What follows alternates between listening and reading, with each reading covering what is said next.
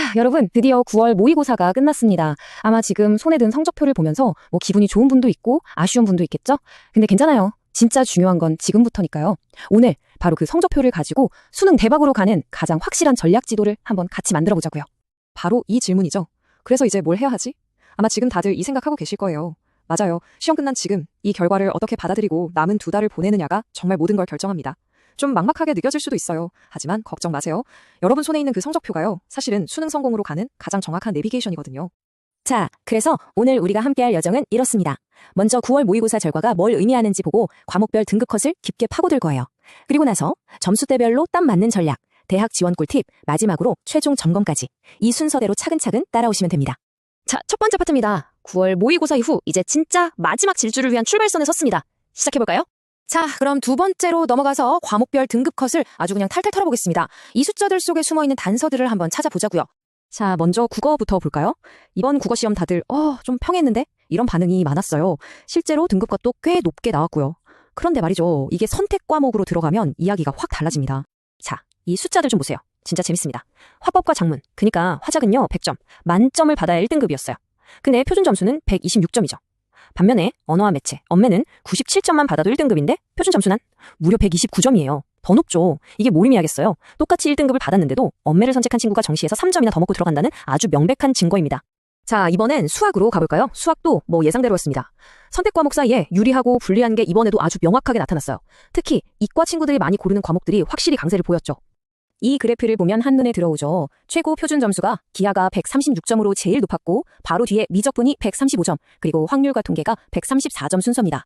아마 A 고작 1, 2점 차인데 라고 생각하실 수도 있어요. 근데 여러분, 최상위권 대학에서는요. 바로 그 1점 때문에 합격, 불합격이 갈립니다. 절대 작은 점수가 아니에요. 그럼 절대평가인 영어는 좀 쉬웠을까요? 보통 등급만 넘기면 되지 하고 좀 마음을 놓기 쉬운데 웬걸요. 이번 9월 모의고사는 영어가 진짜 복병이었습니다. 결코 만만하지 않았어요. 66.8%. 이게 뭘까요? 바로 이번 영어가 보통보다 어려웠다고 느낀 학생들의 비율입니다. 거의 3명 중 2명은 어려웠다는 거죠. 실제로 1등급 받은 학생 비율도 7에서 8% 정도밖에 안 됐어요. 이 말은 뭐다? 영어, 이제 더 이상 안정적으로 점수 따는 과목이 아니라는 겁니다.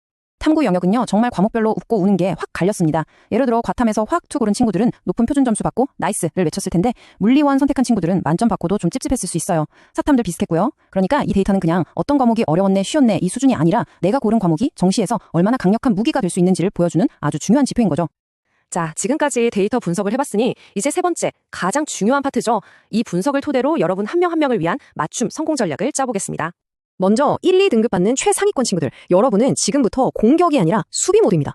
새로운 걸 더 배우려고 하지 마세요. 그보다 내가 아는 걸 실수로 안 틀리는 게 100배, 1000배 중요합니다. 특히 수학 킬러 문항 같은 거요. 계산 실수 하나에 등급이 뚝 떨어져요. 나만의 실수 방지 체크리스트를 만들어서 아예 실수를 원천 차단하고 영어는 빈칸추론처럼 제일 어려운 유형만 파고들어서 만점을 굳히는 전략으로 가야 합니다. 자, 3등급에서 5등급 사이 우리 중위권 학생들은 키워드가 딱 하나입니다. 바로 선택과 집중. 모든 과목에서 1등 하겠다는 욕심은 잠시 내려놓으세요. 대신 확실한 나만의 전략 과목을 만드는 겁니다. 가령 수학이다. 그러면 어려운 킬러 문항은 과감하게 버리세요. 대신 풀 수 있는 문제들에서 정답률을 90% 이상으로 끌어올리는 거죠. 탐구 과목 중 하나를 1등급으로 만들어서 다른 과목 점수를 커버해주는 그런 효자 과목을 만드는 게 핵심입니다. 그리고 6등급 이하의 우리 친구들, 절대 좌절하지 마세요. 오히려 지금이 점수를 가장 드라마틱하게 올릴 수 있는 기회입니다. 어려운 문제 쳐다보지도 마세요. 지금은 딱 투입하면 바로 점수가 나오는 기본기에 올인해야 합니다. 수학 공식, 영어 단어 3000개, EBS 연계 문학작품 내용, 이런 건 그냥 외우면 점수예요. 정말입니다. 지금부터 딱 2달만 이렇게 하면 수능날 진짜 기적을 쓸 수 있습니다. 네 번째 단계입니다. 이제 여러분이 받은 그 소중한 점수를 어떻게 합격중으로 바꿀 수 있는지 그 비법을 알려드릴게요. 이 표를 보세요. 이게 바로 여러분의 점수를 합격으로 만드는 마법입니다. 예를 들어서 나는 수학은 진짜 자신 있는데 탐구가 좀 아쉽다 하는 친구는 영어를 덜 보는 연세대가 유리할 수 있다는 거죠. 반대로 탐구 과목 표준 점수 때문에 손해봤네 싶으면 그걸 보정해주는 고려대를 노리는 게 훨씬 똑똑한 전략입니다. 지금 당장 목표 대학 모집 요강 쫙 펴보세요. 그리고 남은 2달 동안 어떤 과목에 내 모든 걸 쏟아볼지 전략을 다시 짜야 합니다. 자, 드디어 마지막입니다. 수능 성공을 위한 최종 점검. 여러분이 가장 궁금해하고 불안해하는 질문들 제가 속 시원하게 답해드릴게요. 이거 진짜 많이들 고민하시죠? 9월 모평 점수가 생각보다 너무 안 나오면 지금이라도 탐구 과목 바꿀까? 이 유혹에 빠지기 쉽습니다. 결론부터 말씀드릴게요. 정말 위험한 선택입니다. 지금 과목 바꾸는 건 거의 도박이에요. 딱 한 가지 경우에만 생각해 볼 수 있어요.